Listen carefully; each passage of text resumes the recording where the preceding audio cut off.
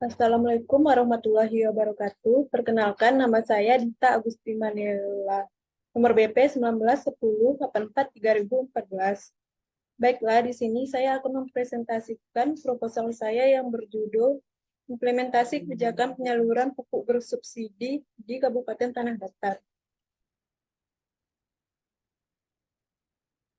Bab 1 Pendahuluan. Latar belakangnya adalah pertanian merupakan sektor potensial yang dimiliki oleh bangsa Indonesia untuk meningkatkan perekonomian.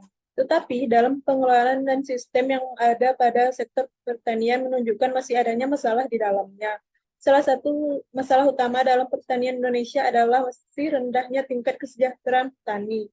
Rata-rata pendapatan per kapita di sektor pertanian sangat jauh di bawah rata-rata pendapatan di sektor lain, khususnya sektor perindustrian dan jasa. Provinsi Sumbar juga termasuk salah satu dari 10 provinsi penghasil beras terbesar Indonesia. Mengutip dari Badan Pusat Statistik atau BPS, dari Januari hingga Mei tahun 2021, produksi beras di Indonesia mencapai 17,51 juta ton. Ada beberapa kabupaten yang menjadi sentra produksi padi di Sumatera Barat, salah satunya adalah Kabupaten Tanah Datar. Untuk mewujudkan ketahanan pangan sendiri, Kabupaten Tanah Datar melalui Dinas Pertanian Kabupaten Tanah Datar di bidang pangan memiliki beberapa program unggulan, salah satunya yaitu pengadaan dan penyaluran pupuk bersubsidi. Pengadaan dan penyaluran pupuk bersubsidi dilaksanakan sesuai ketentuan Peraturan Menteri Perdagangan Nomor 15/M DAG per 4 2013 tentang pengadaan dan penyaluran pupuk bersubsidi untuk sektor pertanian. Kemudian ditindaklanjuti dengan dikeluarkannya Peraturan Menteri Perdagangan Republik Indonesia Nomor 4 Tahun 2023 tentang pengadaan dan penyaluran pupuk bersubsidi untuk sektor pertanian. Tujuan pemberian pupuk bersubsidi adalah untuk meringankan beban petani dalam penyediaan dan penggunaan pupuk untuk kegiatan usaha taninya, sehingga dapat meningkatkan produksi dan produktivitas komoditas pertanian guna mendukung ketahanan pangan nasional. Penyaluran pupuk bersubsidi dilaksanakan secara tutup secara Peraturan Menteri Perdagangan Nomor 4 Tahun 2023 tentang pengadaan dan penyaluran bersubsidi untuk sektor pertanian melalui produsen atau lini 1 dan lini 2 kepada distributor atau penyalur di lini 3. Selanjutnya di distributor menyalurkan kepada pengecer atau penyalur di lini 4 hingga sampai kepada kelompok tani. Berikut adalah data realisasi pupuk bersubsidi di Kabupaten Tanah Datar hingga September tahun 2023. Penyalur pupuk urea bersubsidi dengan September 2023 di 14 kecamatan di Kabupaten Tanah Datar dengan total kuota 11.425.905 kilo. Terrealisasi sekitar 4.330.950 kilo. Dan artinya masih tersisa 9.455 kilo atau sebesar 62,1%. Sedangkan pada pupuk NPK sebanyak 6.421.000 kilo. Terrealisasi sekitar 3.653.390 kilo atau sebesar 43,1%.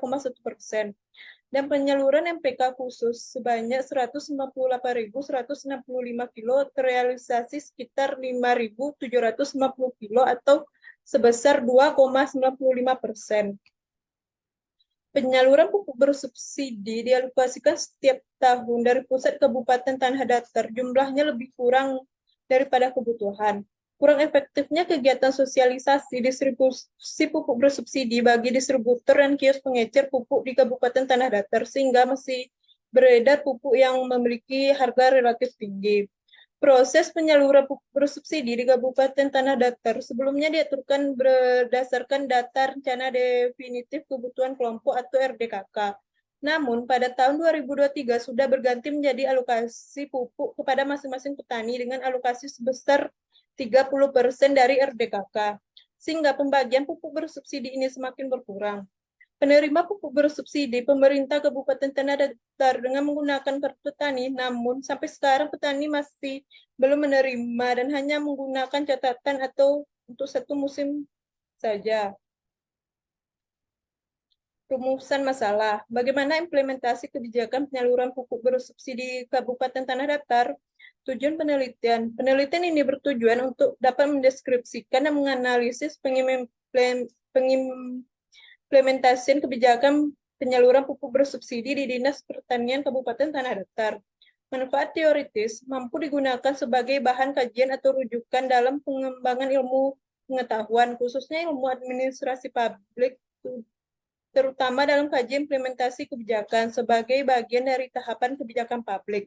Hasil penelitian ini memperkaya wawasan dan pengetahuan bagi khalayak umum mengenai pendistribusian atau penyaluran pupuk bersubsidi. Manfaat praktis. Hasil penelitian ini dapat digunakan untuk menambahkan informasi bagi pimpinan dan pihak yang berwenang, serta bagaimana rekomendasi atau masukan bagi pemerintahan daerah mengenai sejauh mana pelaksanaan pendistribusian pupuk bersubsidi di Kabupaten Tanah Datar. Bab 2, tinjauan pustaka. Studi penelitian yang relevan.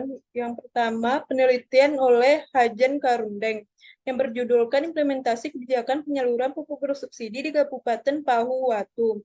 Penelitian kedua yang dilakukan oleh Riyadotun Nur yang berjudul Efektivitas Implementasi Kebijakan Penyaluran Pupuk Bersubsidi bagi Petani di Desa Bangun Purba, Kecamatan Lembah Sorik, Merapi, Kabupaten Mandailing, Natal. Penelitian ketiga yang dilakukan Okoira Rahmayuni yang berjudulkan Implementasi Program Pengembangan Teknologi Padi Salibu di Kabupaten Tanah Datar. Penelitian keempat yang dilakukan Diana Liatiawati yang berjudulkan Implementasi Kebijakan Pengelolaan Pendistribusian Pupuk dan Respon Masyarakat Terhadap Kelangkaan Distribusi di Desa Sugihan, Kecamatan Merakura, Kabupaten Tuban pada tahun 2017 sampai 2022. Berikutnya ialah teori implementasi.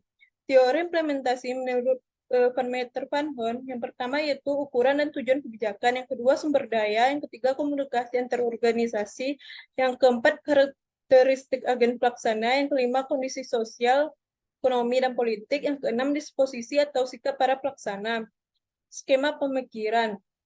Yang pertama yaitu Peraturan Menteri Perdagangan Nomor 4 Tahun 2023 tentang pengadaan dan penyaluran pupuk bersubsidi untuk sektor pertanian dan diturunkan menjadi implementasi kebijakan penyaluran pupuk bersubsidi di Kabupaten Tanah Datar yang diturunkan menjadi implementasi dengan teori Van Meter Van Horn yang berisikan standar yang adanya aturan yang jelas dan keadilan, sumber daya, tersedianya SDM dan tersedianya non-SDM.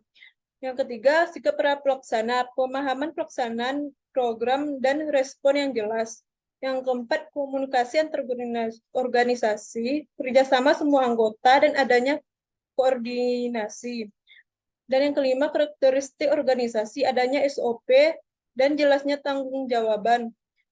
Yang keenam, lingkungan sosial, ekonomi, dan politik. Penentuan sasaran program dan respon sasaran program yang menjadi terlaksanakan pendistribusian pupuk bersubsidi di Kabupaten Tanah Datar. Definisi konsep.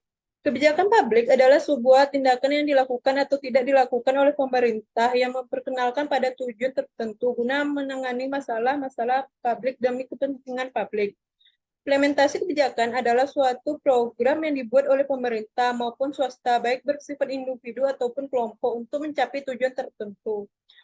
Pupuk bersubsidi merupakan pupuk yang pengadaan dan penyalurannya mendapat subsidi dari pemerintah untuk kebutuhan petani yang dilaksanakan atas dasar program pemerintah. Berikut adalah definisi operasional. Yang pertama, standar dan sasaran.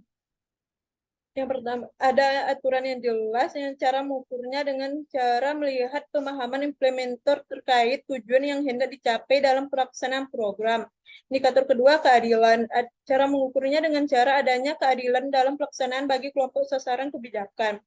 Variabel yang kedua yaitu sumber daya Indikator yang pertama, tersedianya SDM, yang cara mengukurnya dengan mendeskripsikan keberadaan dan jumlah pegawai yang tersedia dalam implementasi program, mendeskripsikan latar belakang petugas dan pegawai, dan mendeskripsikan kesesuaian implementer dengan tupoksinya dalam melaksanakan program.